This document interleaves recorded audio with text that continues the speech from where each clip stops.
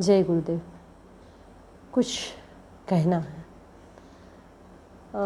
2-3 दिन से हमारे मुखिया, गायत्री परिवार के हमारे मुखिया, वर्तमान श्रद्धेय डॉक्टर साहब, डॉक्टर प्रणव पंड्या जी के बारे में जो कुछ बातें सुनाई दे रही है, सच कहूँ तो सुनकर अच्छा तो बिल्कुल नहीं लग रहा है, मगर जो सामने आएगा उसे झेलना तो पड़ेगा सबको। गुरुदेव करे वो इस परीक्षा से निर्विघ्न निकल आए। जैसे आग में तप कर सोना और निखरता है, उसी तरीके से उनका व्यक्तित्व और उज्जवल होकर आए। पर मेरी समस्या ये है, या क्यों कहूँ कि समस्या नहीं, जो बात मन में आई है। 3 दिन में कम से कम 25-30 लोगों ने फ़ोन किया होगा इसी बात को जानने के लिए, और कुछ लोग व्याकुल भी हैं कि मिशन का क्या हो जाएगा, किस तरीके से होगा। कुछ बहनें रो भी रही थी। मैं उन लोग से ये कहना चाहती हूँ कि ये महाकाल की योजना है, महाकाल का बनाया परिवार है, और इसका कुछ भी नहीं हो सकता, इस पर आँच नहीं आ सकती। हालात चाहे जो भी हो, बात चाहे जो भी हो, मगर ये मिशन संकट में पड़ जाए, उनकी योजना अधूरी रह जाए, ये तो संभव ही नहीं। मगर फिर उनकी व्याकुलता का क्या करें। वो अश्रु जो मिशन के बारे में गलत सुनकर बह रहे थे, उन अश्रुओं को क्या जवाब दें। और तब एक बात आई मन में कि हम उनसे ये कहें कि आज हमारे मुखिया चाहे डॉक्टर साहब हैं, मगर हमारे अभिभावक तो परम पूज्य गुरुदेव हैं, जिनको देखकर हम जुड़े हैं, और हम गुरुदेव से जुड़े हैं, हमारी निष्ठा उनकी तरफ है। तो फिर हम गुरुदेव के ही बारे में सोचें, और जो कुछ हो रहा है वो भी गुरुदेव को ही सौंप दें।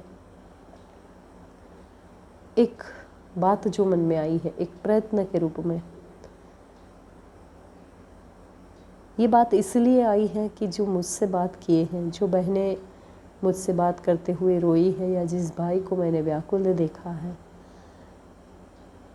वो काफ़ी सक्रिय कार्यकर्ता के रूप में हमारे साथ चलते हैं। और अगर मिशन के इतने वरिष्ठ और इतने सक्रिय कार्यकर्ता की अगर ऐसी स्थिति हो, तो फिर नए जुड़ने वालों की स्थिति क्या होगी। उनके मन में भी ढेर सारे प्रश्न होंगे। मन ने चाहा कि उनको बिखरने नहीं देना चाहिए। बड़ी मुश्किल से तो लोग मिलते हैं, बिछड़ना नहीं चाहिए उन्हें। और इसलिए ये बात मन में आई कि गुरुदेव का परिचय सबसे कराया जाए।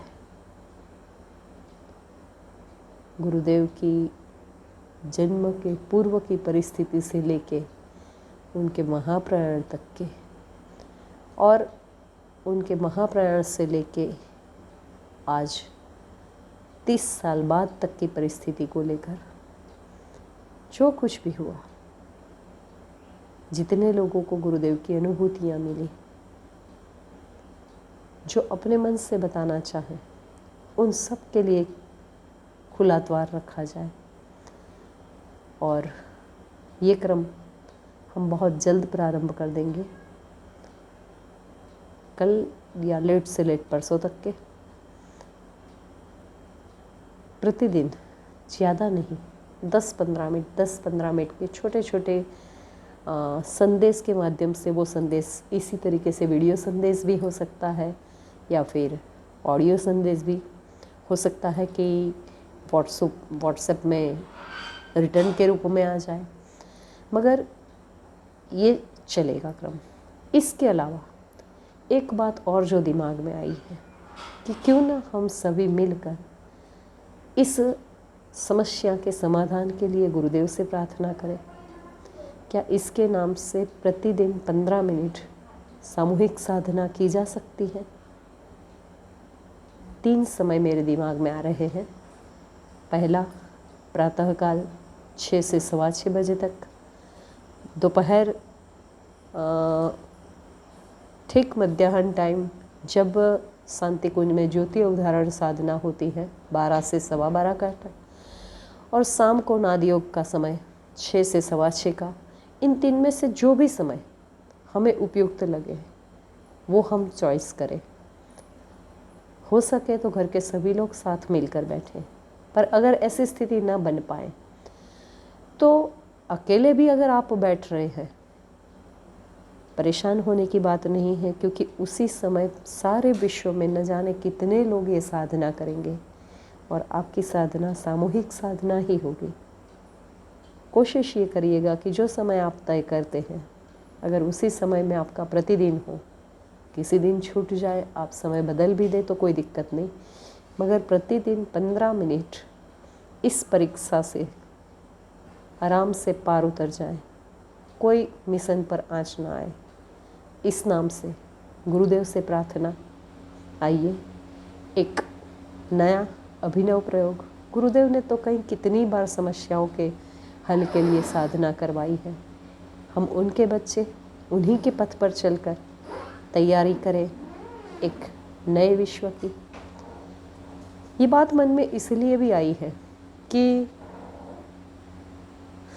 परम पूज्य गुरुदेव ने जब युग निर्माण योजना बनाई तो उन्होंने ये कहा था कि मनुष्य में देवत्व का उदय और धरती पर स्वर्ग का अवतरण। और मनुष्य में देवत्व का उदय माने खुद को श्रेष्ठ बनाना, हर व्यक्ति अपने आप को देवता तुल्य बनाए। और इसीलिए सूत्र दिया, हम बदलेंगे युग बदलेगा। इसीलिए एक वाक्य में सारी बात कह दी कि अपना सुधार संसार की सबसे बड़ी सेवा है। उन्होंने चाहा कि बाकी दुनिया चाहे बदले ना बदले, उनसे जुड़ने वाले हम उनके बच्चे तो अपने आप को योग्य बना लें और हम माध्यम बने दूसरों को सुधारने का। मगर कहीं ना कहीं हमारी अपनी कमियां ही पूर्ण नहीं हो पाई, उसमें ही पूर्ति नहीं आ पाई। और इस स्थिति में जब मानव प्रयास कम पड़ गए, तब महाकाल को एंट्री करना पड़ा उस कार्य के लिए। और महाकाल की एंट्री, मैं गलत भी हो सकती हूँ, मगर मुझे ये लगता है कि ये कोरोना महामारी शायद देवी सत्ता की ओर से हम सबको जीने का तरीका सिखाने के लिए आई है। और अगर ये सच है तो सोच लीजिए वो क्या चाहते हैं, उसके अनुरूप जीवन हमारा बने, ये आवश्यक है। साथ साथ एक बात और कहना चाहूँगी, अगर ये सच है कि महाकाल का सफाई अभियान शुरू हो गया है, तो जैसे झाड़ू लगाने वाली हर व्यक्ति, हर महिला सबसे पहले अपने घर से झाड़ू निकालती है, बाहर करती है, तब जाके आंगन सफाई करती है। गायत्री परिवार गुरुदेव के लिए उनका अपना घर है, महाकाल का घोंसला है शांति कुंज। और सिर्फ शांति कुंज ही क्या, हम सभी भी तो उनके बच्चे ही हैं। अगर उनका सफाई अभियान शुरू हो गया है और सफाई घर से ही होती है, तो ये एक संकेत है। ये नहीं कहती कि डॉक्टर साहब गलत है, ये नहीं कहती कि उनके ऊपर कोई आँच आएगी, नहीं, ये सब आराम से निकल जाएगा, बहुत अच्छे से।